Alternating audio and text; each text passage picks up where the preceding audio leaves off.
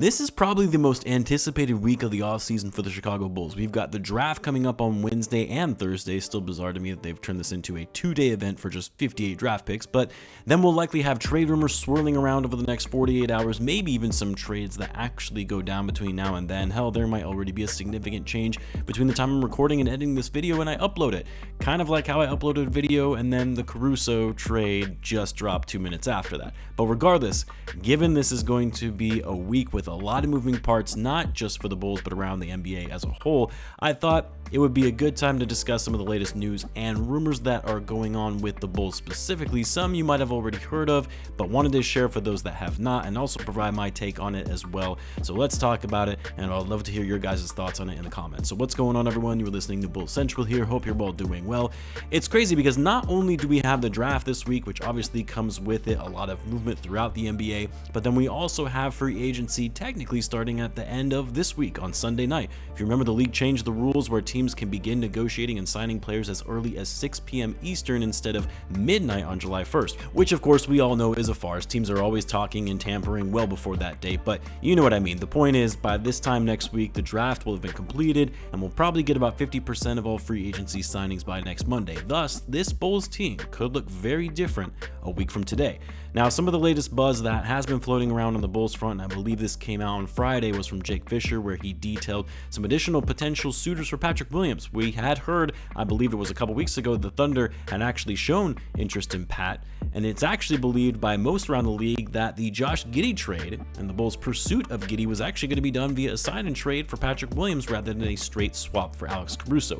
Maybe a potential sign and trade could still be in the works if the Thunder are really high on Pat and they want to bolster their defense even further, but after getting Alex Caruso, you'd have to think they're probably going to be focusing on additional moves elsewhere. But according to Jake Fisher, not only did he detail the Thunder's remained interest anyway in Patrick Williams, but the Charlotte Hornets and the Toronto Raptors being potential suitors as well.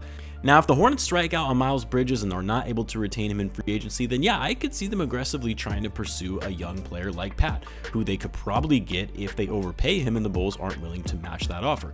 The Hornets could certainly use any young talent they could get to further bolster what they already have with Brandon Miller and LaMelo Ball. I will say, as much as I do think the Bulls are going to ultimately retain Patrick Williams and keep him on the roster, and they may even get him to agree to a deal before free agency opens so they don't run the risk of him getting a big offer sheet, but the Charlotte Hornets are one team that I would be afraid of and just throwing big money at Pat. The kind of money where it just does not make sense for the Bulls to match. Because as much as we clown our own front office and their level of incompetence, the Charlotte Hornets are next level bad when it comes to the type of contracts they've thrown out to players in recent years, like that of Gordon Hayward, before him, Nicholas Batum, just to name a few. There is a world where that could happen, where the Hornets try to make a big splash just to desperately try and have any semblance of relevancy. If they're able to keep Bridges, then yeah, I wouldn't be worried about it. But if Bridges walks, oof, the Bulls might be forced into a bad situation where they have to match an overpay from the Hornets. The Raptors, this one's kind of interesting because from a timeline perspective, the Raptors and them rebuilding, it makes sense. And while yes, the Raptors have some cap space, they're also going to need to pay Emmanuel Quickley, who they just acquired at the deadline. Scotty Barnes is going to be eligible for an extension this summer. Gary Trent Jr., also a free agent. Are they going to let him walk? So yes, they could give Pat an offer sheet, but I don't see it being so compelling or so high that the Bulls wouldn't be able to match because they don't have the cap flexibility to give Pat a massive deal that would make the Bulls uneasy to match. I will say, I'm surprised we're not hearing more rumblings of the Pelicans being linked to Patrick Williams. They have more space than anyone else in the NBA. They need all the talent they can get and actually try and start building a winning roster. They could give Pat a big offer sheet and still have space to sign other free agents. But as of right now, there haven't been any rumors linked to the Pistons pursuing Patrick Williams.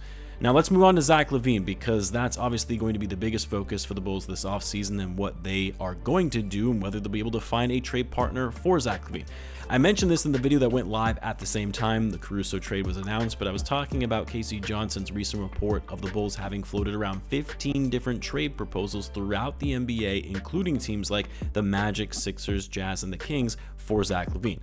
Now, I mentioned how the only way I could see a Zach Lavine to the Sacramento Kings trade happening is if Malik Monk leaves in free agency, which a lot of people speculated would be the case because the Kings are only able to offer him so much money due to his early bird rights. But since then, we obviously got the news that Monk did sign an extension with the Kings to remain with the franchise, and right when that happened, I thought, okay, well, the Kings are out. they're not going to be interested in Zach Lavine.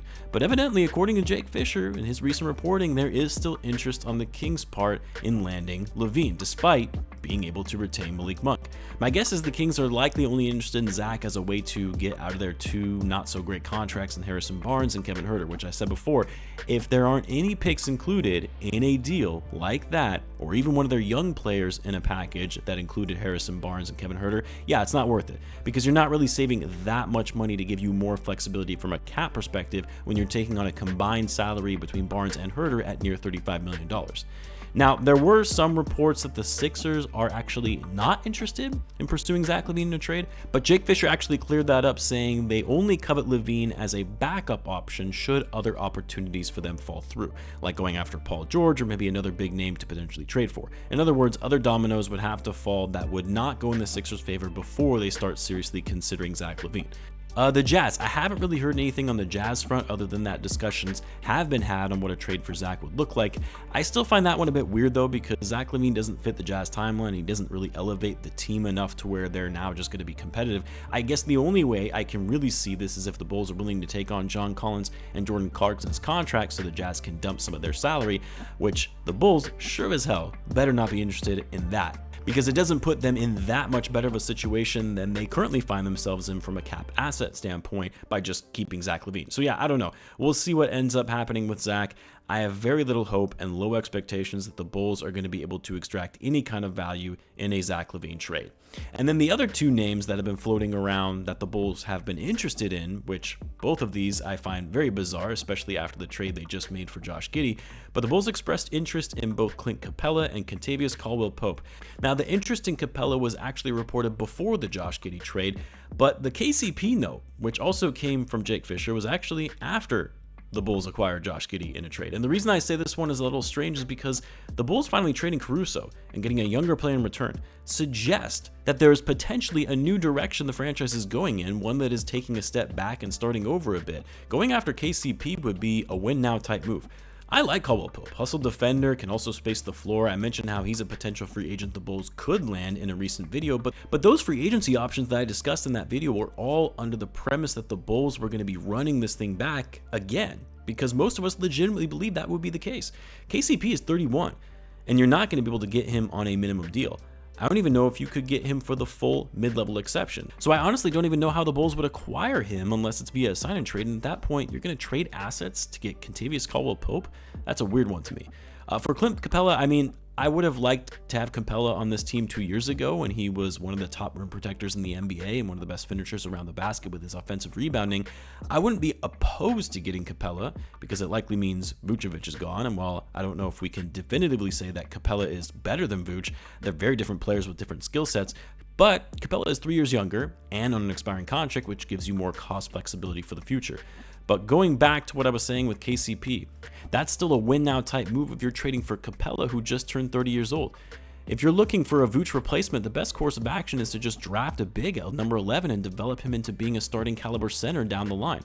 But anyway, those are the latest rumors and buzz going around the league as being reported by various folks within the media. It's going to be a wild next few 48 to 72 hours. I am really looking forward to the draft and seeing all the drama that is about to unfold.